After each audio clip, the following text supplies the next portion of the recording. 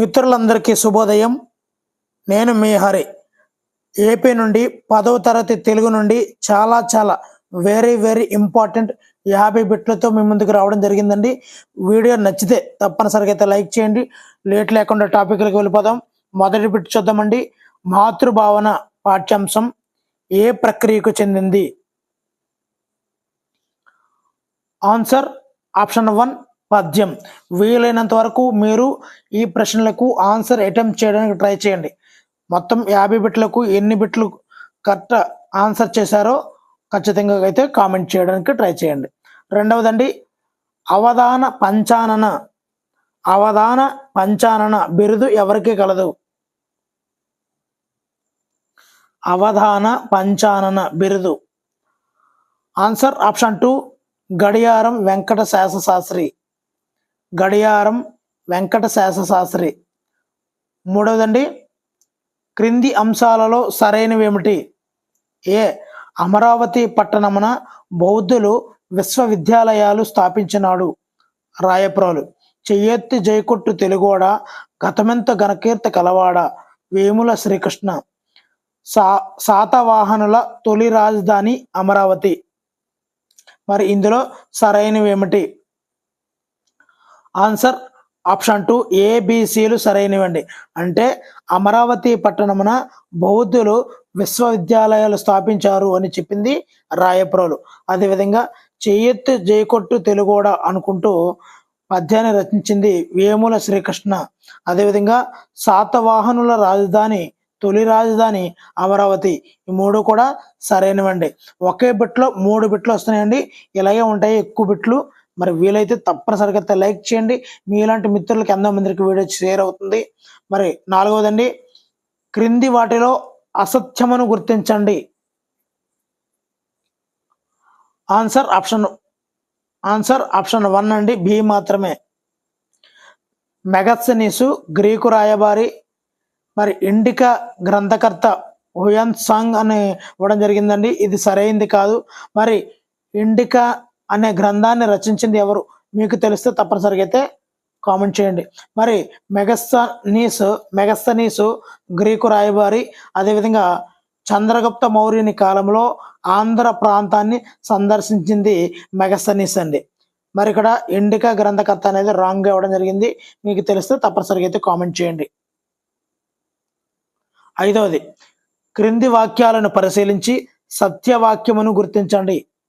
ఏ కాకతీయ సామ్రాజ్ఞి రుద్రమదేవికి కోట రాజులకు సంబంధ బాంధవ్యాలు ఉండేవి. బి 1798లో రాజా వాసిరెడ్డి వెంకటాద్రి నాయుడు అమరావతిని అత్యంత వైభవోపేతమైనటువంటి రాజధాని నగరంగా తీర్చిదిద్దారు. సి విజయనగర ప్రభువుల పాలనలో అమరావతి ప్రసిద్ధ పుణ్యక్షేత్రంగా పేరొందింది. ఇందులో సత్యవాక్యమును గుర్తించండి. Answer option 4 ఏబిసిలు సరైనవండి. ఇక్కడ రుద్రమదేవికి కోట రాజులకు సంబంధాలు ఉండేవి. అదేవిధంగా రాజా వాసిరెడ్డి వెంకటాద్రి నాయుడు అమరావతిని అత్యంత వైభవేతమైనటువంటి రాజధాని నగరంగా తీర్చిదిద్దారండి. అదేవిధంగా విజయనగర ప్రభువుల పాలనలో అమరావతి ప్రసిద్ధ పుణ్యక్షేత్రంగా పేరు పొందిందండి. నెక్స్ట్ అండి, ఆరవది, అనుచిన్ జేవుర మీరు కన్నుగవతో ఈ పద్య పాదాలకు సంబంధించి సరైనది ఏమిటి? ఆన్సర్ ఆప్షన్ 4 1 and 3 అండి. ఇందు స్వభావోక్తి అలంకారం అయితే ఉంటుంది. అదేవిధంగా సభరణమయవ అనే ఘనాలు కూడా ఉంటాయండి. సభరణమయవ అనేది ఏ పద్య లక్షణానికి సంబంధించింది? మీకు తెలిస్తే తప్పనిసరిగా అయితే కామెంట్ అయితే చేయండి. ఏడవ చూద్దామండి, శేషపద్య లక్షణాలకు సంబంధించి సరికానిది ఏమిటి? శేషపద్య లక్షణాలకు సంబంధించి సరికానిది ఏమిటి? ఆన్సర్ ఆప్షన్ 1 ప్రాసనేయం ఉంటుంది అనేది సరికాదండి. మరి సరైనవి ఒకసారి చూసేద్దామండి. మరి ప్రతి పాదము 2 భాగాలుగా ఉంటుంది. ప్రతి భాగంలో 4 గణాలు చొప్పున ఒక్కొక్క పాదంలో 8 గణాలు ఉంటాయి. 6 ఇంద్రగణాలు 2 సూర్యగణాలు అనేవి శేషపద్యములో ఉంటాయండి. మరి మిమ్మల్ని ఎక్కువగా కామెంట్ చేయమంటున్నాను. ఎందు గురించి అంటే మీరు చూస్తూ పాసివలైజన్ కింద అయిపోతారండి. అంటే మరి క్రియారహితంగా ఉంటారు. మిమ్మల్ని యాక్టివేట్ చేయడానికే నేను ఈ విధంగా కామెంట్ అయితే చేయమంటున్నాను. మరి వీలైతే తప్పనిసరిగా అయితే కామెంట్ చేస్తూ ఉండండి. 8వది జానపదని జాబు. జానపదని జాబు పాఠ్యాంశం యొక్క ఇతివృత్తం ఏమిటి? జానపదుని జాబు. ఆన్సర్ ఆప్షన్ 1 శ్రమ పట్ల గౌరవం. శ్రమ పట్ల గౌరవం. 9వదండి కుండలి పదానికి నానార్థం ఏమిటి? ఆన్సర్ అయితే రివీల్ చేస్తున్నానండి. వీలైనంత వరకు పాసివ్గా ఉండకుండా వీలైనంత వరకు ఆన్సర్ని అయితే ట్రై చేయండి. ఆన్సర్ ఆప్షన్ 4 పైవన్నీ. కుండలి అంటే నెమలి, వరుణదేవుడు, పాము. 10వదండి గ్రామంలో ప్రతి ఇల్లు విద్యా గంధంతో గుబాలించి అభివృద్ధి చెందితేనే మన దేశం సుసంపన్నంగా సస్యశ్యామలంగా ఉంటుంది అని చెప్పింది ఎవరు? Answer option 3 Mahatma Gandhi. 11వదండి క్రింది నానార్థాలకు సంబంధించి సరికాని దానిని గుర్తించండి. సరికానిది ఉందండి, అదేంటో చూడండి. ఇక్కడ సరికానిది అయితే ఆన్సర్ ఆప్షన్ బి మాత్రమేనండి. ఈనుడు అనేది ఇవి సరైనవి కాదండి. ఏ వెళ్ళి అంటే ప్రవాహము, పరంపర, తెలుపు. అదేవిధంగా కొండలి అంటే పాము, నెమలి, వర్ణదేవుడు ఇవన్నీ కూడా సరైనవండి. బి అనేది సరికానిదండి. 12వదండి క్రింది అంశాలకు సంబంధించి సరికానిది ఏమిటి?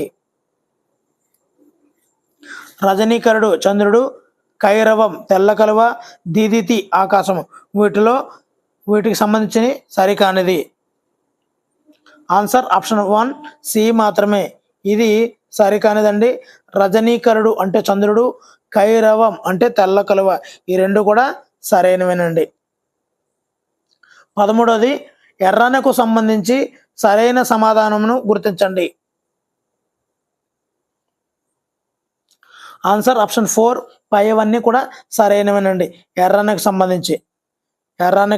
సంబంధించి మరి ప్రబంధ పరమేశ్వరుడు, శంభుదాసుడు అనే బిరుదులు ఉన్నాయి. శైలి వర్ణనాత్మకమైనది. ఈయన రచనా ప్రభావం పోతన మీద ఉందని విమర్శకుల భావన అండి. ఇవన్నీ కూడా సరైనవే ఎర్రనకు సంబంధించి. 14వదండి కొత్త పరిచయాలు కలిగే కొద్దీ పాత పరిచయాలు అడుగున పడిపోతూ ఉంటాయి. ఇది ప్రపంచ స్వభావం. ఈ మాటలు గల పాఠ్యాంశం ఏమిటి? ఆన్సర్ అయితే రివీల్ చేస్తున్నానండి. ఆన్సర్ ఆప్షన్ 1 జానపదని జాబు. జానపదని జాబు. 15వదండి బోయి భీమన్న గారు ఎవరి బోధనలకు ప్రభావితుడయ్యారు? బోయి భీమన్న గారు. ఆన్సర్ రివీల్ చేస్తున్నాను. ఆన్సర్ ఆప్షన్ 4 1 and 2 అండి. మహాత్మా గాంధీ, అంబేద్కర్ యొక్క బోధనలకు ప్రభావితమైన వారు బోయి భీమన్న గారు. 16వది వైద్యుడు ప్రథమ చికిత్స చేస్తాడు, వైద్యుడు మందులు ఇస్తాడు. ఇక్కడ సంక్లిష్ట వాక్యముగా మార్చాలండి. ఆన్సర్ ఆప్షన్ 1 వైద్యుడు ప్రథమ చికిత్స చేశాక మందులు ఇస్తాడు అనేది సరైనదండి. 17వది బోయి భీమన్న గారి ఆత్మకథ పేరేమిటి? బోయి భీమన్న గారి ఆత్మకథ. ఆన్సర్ ఆప్షన్ 3 పాలేరు నుండి పద్మశ్రీ వరకు. పాలేరు నుండి పద్మశ్రీ వరకు. 18వదండి వెన్నెల పాఠ్యాంశంనకు సంబంధించి సరికానిది ఏమిటి? వెన్నెల పాఠ్యాంశంనకు సంబంధించి సరికానిది. ఆన్సర్ ఆప్షన్ 2 బాల్యంలో చందమామ కావాలని పోరుపెట్టినవాడు శ్రీకృష్ణుడు అనేది వెన్నెల పాఠ్యంలో సంబంధించిందండి. మరి ఏంటి సంబంధించిందో చూద్దామండి. ఆబాల గోపాలానికి ఆత్మీయ బంధువు చందమామ. చందమామ నుండి జాలువారే అమృతం వెన్నెల. సూర్యాస్తమయం కాగానే కన్నులు మూసుకునేది పద్మిని. ఇవన్నీ కూడా సరైనవండి. 19వదండి విశ్వామిత్ర చరిత్ర రచనాకర్త ఎవరు? విశ్వామిత్ర చరిత్ర రచనాకర్త. ఆన్సర్ ఆప్షన్ 1 ఏనుగు లక్ష్మణ కవి, ఏనుగు లక్ష్మణ కవి. మేచక, మేచక అను పదానికి సరైన అర్థం తెలపండి. మేచక ఆన్సర్ రివీల్ చేస్తున్నాను. ఆన్సర్ ఆప్షన్ 2 నల్లని శ్యామలమైన. 21దండి, విసర్గ మీద క ఖ పాపాలు పరమైతే ఏమవుతుంది? విసర్గ మీద క ఖ పాపాలు పరమైతే ఏమవుతుంది అంటే ఆన్సర్ ఆప్షన్ 3 సంధిలో ఏ మార్పు కూడా జరగదు. 22దండి, క్రింది వాక్యాలను పరిశీలించి సరైనది గుర్తించండి. ఆన్సర్ ఆప్షన్ 1 అండి, ఏబిసిలు సరైనవేనండి. చదివేద్దామండి ఒకసారి. చిన్నయసూరి రచనా శైలి ప్రాచీన కావ్య భాషలో ఉంటుంది. ప్రాచీన కావ్య భాషలో ఉంటుంది. చిన్నయసూరికి బాల వ్యాకరణము నేటికి కావ్య భాషకు ప్రామాణికంగా ఉంటుంది. బాల వ్యాకరణాన్ని రచించింది కూడా చిన్నయసూరి గారండి. పద్యాంధ్ర వ్యాకరణము చిన్నయసూరిది. ఈ 3 కూడా సరైనవేనండి. ఒకే బిట్లో 3 అంశాలను మనకు టచ్ చేయడం జరుగుతుందండి. నెక్స్ట్ 23దండి, ధన్యుడు పాఠ్యాంశానికి సంబంధించి సరైనది ఏమిటి? ధన్యుడు పాఠ్యాంశానికి సంబంధించి సరైనది ఆన్సర్ ఆప్షన్ 4 పైవన్నీ. ధన్యుడు పాఠ్యాంశాన్ని రచించింది పరవస్తు చిన్నయసూరి. ఇది నీతి చంద్రిక మిత్ర లాభం నుండి గ్రహించబడింది ధన్యుడు అనే పాఠం. సజ్జన సాంగత్యం ఎప్పటికీ మంచిదని చెప్పడమే ఈ పాఠం యొక్క ఉద్దేశము. 24దండి, క్రింది అంశాలను పరిశీలించి సరికానిది తెలపండి. ఆన్సర్ భర్తృహరి రచించినటువంటి సుభాషిత త్రిశతిని లక్ష్మీనారాయణ తెలుగులోకి అనువాదం చేశాడు అనేది సరికానిదండి. మరి సరైనవన్నీ కూడా ఒకసారి చూసేద్దామండి. రాజులను రాజసేవను నిరసించినటువంటి కవి దోర్జటి. బద్దెన సుమతి శతకం రచనా విధానం లలితంగా ఉంటుంది. ప్రత్యక్ష నీతిబోధ కంటే దృష్టాంతపూర్వకమైనటువంటి నీతిబోధ చాలా ప్రభావవంతంగా ఉంటుంది. ఇవన్నీ కూడా సరైనవండి. సరికానిది ఆప్షన్ 4 అండి. మరి 25ది, భాస్కర శతకమునకు సంబంధించి సరైనది ఏమిటి? ఆన్సర్ ఆప్షన్ 4 పైవన్నీ. భాస్కర శతకాన్ని రచించింది మారద వెంకయ్య. ఇది నీతి శతకాలలో మొదటిదండి ఇది. అదేవిధంగా తెలుగులో మొదటి దృష్టాంత శతకం అండి. దృష్టాంత శతకం భాస్కర శతకం అండి. చాలా చాలా ఇంపార్టెంట్. 26దండి, క్రింది వాటిని జతపరచండి. చాలా చాలా చాలా చాలా ఇంపార్టెంట్ అండి. ఆన్సర్ ఆప్షన్ 2 1B భక్త చింతామణి శతకం వడ్డాది సుబ్బారాయ కవి. భాస్కర శతకం ఇందాక చెప్పుకున్నాం మారద వెంకయ్య. దాసరథి కరుణాపయోనిధి కంచర్ల గోపన్న అండి. శ్రీకాళ హస్తేశ్వర శతకము దోర్జటి. ఓకేనండి. నెక్స్ట్ పెట్టండి 27ది, వచోని చయం. వచోని చయం పదం ఏ సంధి? వచోని చయం పదం ఏ సంధి? విసర్గ సంధి. వచ ప్లస్ అని వస్తుందండి విసర్గ సంధి. 28ది ఆబాల గోపాలం ఏ సమాసం? ఆబాల గోపాలం ఏ సమాసం? ఆన్సర్ ఆప్షన్ 3 అవ్యయీభవ సమాసం. ఆబాల గోపాలం అవ్యయీభవ సమాసం. 29ది సముద్ర లంఘనం పాఠ్యాంశ రచయితకు సంబంధించి సరికానిది ఏమిటి? ఆన్సర్ ఆప్షన్ 2 రామాభ్యుదయం కావ్యం రాముడికి అంకితం ఇచ్చాడు. ఇది సరికానిదండి. మరి సరైనవి కూడా ఒకసారి చూసేద్దామండి. సముద్ర లంకనం పాఠ్యాంశ రచయితకు సంబంధించి ఈయన కడప జిల్లా ఒంటిమిట్ట ప్రాంతం వాడు. 16వ శతాబ్దానికి చెందినవాడు. సకల కథాసార సంగ్రహం కావ్యాన్ని రచించారు. ఇంతకీ సముద్ర లంకనం పాఠ్యాంశ రచయిత మీకు తెలిస్తే తప్పనిసరిగా కామెంట్ అయితే చేయండి. 30ది క్రింది వాటిని సరైన అర్థాలతో జతపరచండి. క్రింది వాటిని సరైన అర్థాలతో జతపరచండి. ఆన్సర్ ఆప్షన్ 1 అండి, 1D కాలిపిక్క. దీన్ని జంగము అంటారండి. కందము అంటే పరిగ, రాయి అంటే ఉపలము, పాదము అంటే అంగ్ర. ఈ విధంగా మనము సరైన అర్థాలతో జతపరచమండి. 31ది, అప్పుడు మా కులం వారిని ఆడవద్దన్నారు, తర్వాత అన్ని కులాల వారిని ఆడవచ్చన్నారు అన్న మాటలు ఎవరు అన్నారు? ఆన్సర్ ఆప్షన్ 1 సరి మాణిక్యాంబ. సరి మాణిక్యాంబ. 32దండి, సముద్ర లంఘనం పాఠ్యాంశంలో సీతాన్వేషణకై హనుమంతుడు ఏ దిక్కుకు వెళతాడు? ఏ దిక్కుకు వెళతాడు? మరి మరి లంకా దహనం అనేది శ్రీలంక ఏ దిక్కులో ఉందండి? ఆన్సర్ ఆప్షన్ 1 దక్షిణం దిక్కు. దక్షిణం దిక్కు. 33దండి, గిరి గృంగ ద్రొక్కి చెంగున. ఈ యొక్క పద్యం యొక్క పద్య పంక్తులు గల పాఠ్యాంశం ఏ పాఠ్యాంశంలోనిది? ఆన్సర్ ఆప్షన్ 3 సముద్ర లంఘనం.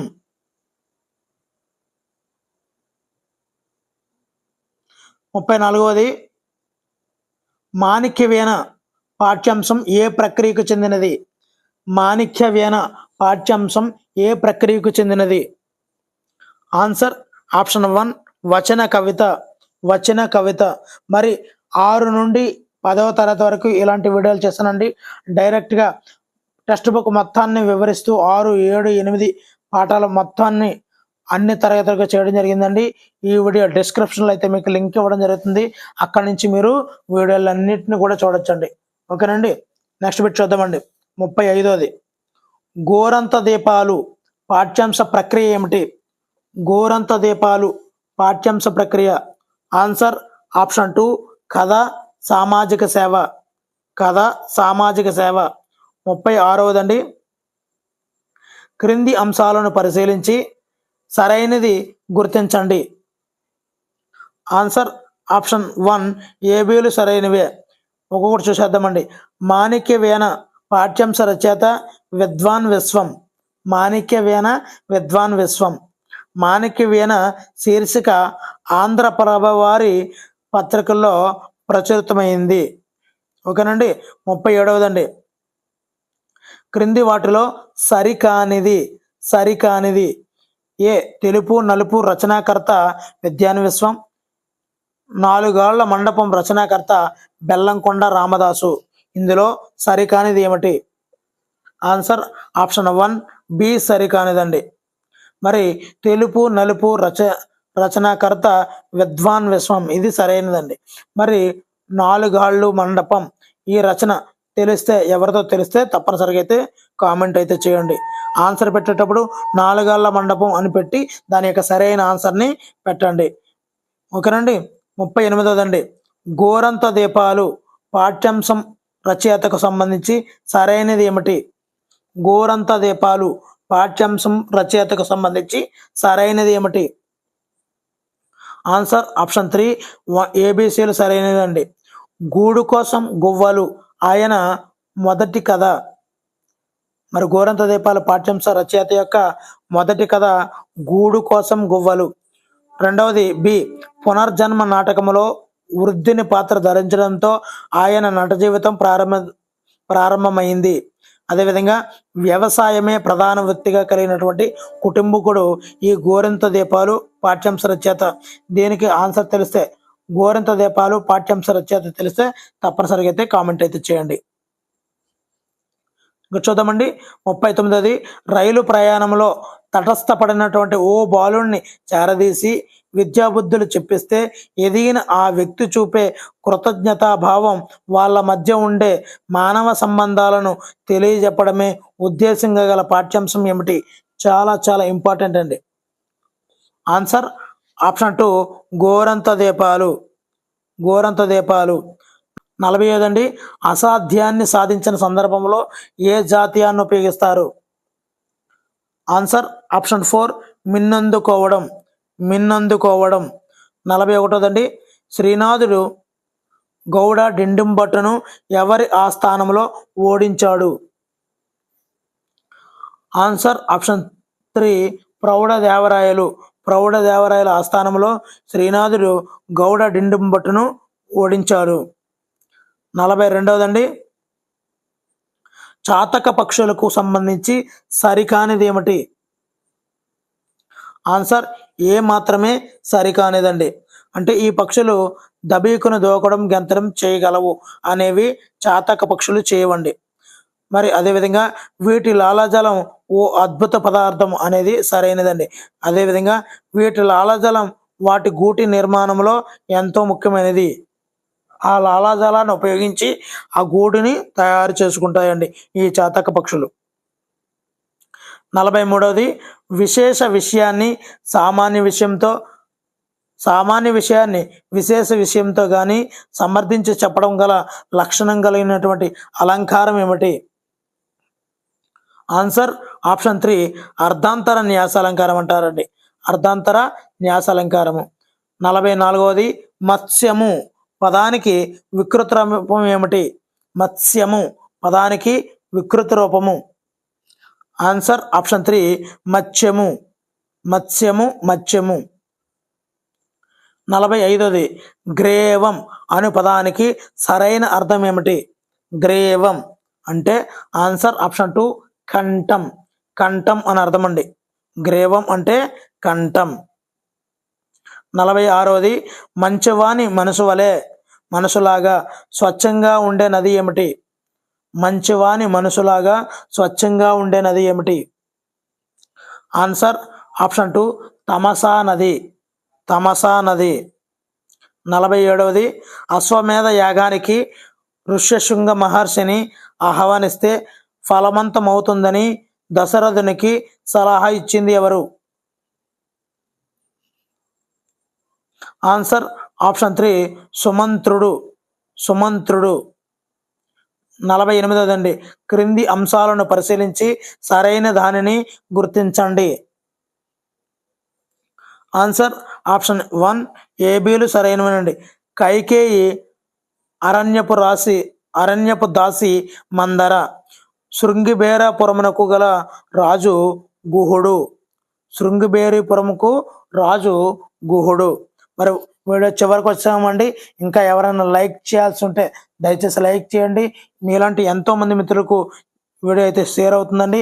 అదేవిధంగా ఈ వీడియో డిస్క్రిప్షన్లో 6 నుండి 8 వరకు ఆ టెక్స్ట్ బుక్లోని ప్రతి లైన్ని బిట్గా పేర్చి చెప్పినటువంటి వీడియోలు ఉన్నాయండి.